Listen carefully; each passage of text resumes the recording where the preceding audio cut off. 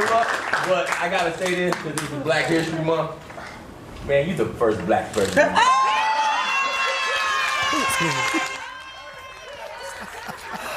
I am so glad that wasn't on TV, right?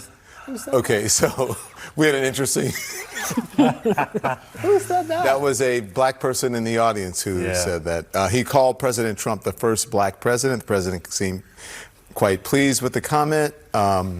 What do you Okay, speaking of Black History Month, let me quote James Baldwin. I can't believe what you say because I see what you do. All right, Trump's outreach to the African American community is diamond and silk. That's his version of outreach. We're just clowns on steroids.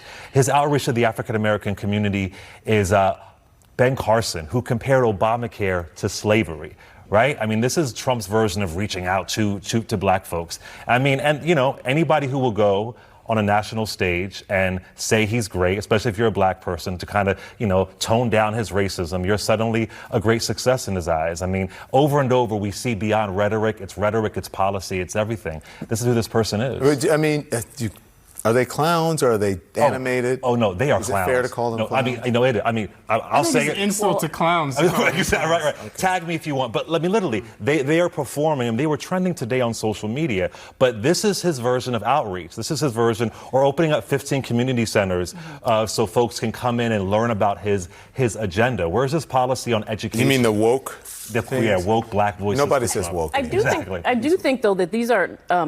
So we've not actually seen this kind of outreach from a Republican candidate before, opening up storefronts in black communities, what we've seen in terms of the paid media, being up on black radio, being in black newspapers already, right? The digital programs the digital outreach that we've seen. There is something that I think it should be red flags for Democrats, because right now, Trump is the only presidential candidate who is engaging black voters with a general election message. Isn't that pandering the way they're doing? Wait. Trump he's been president for almost 4 years now, and he's never made a single visit to a black community to attend a black event.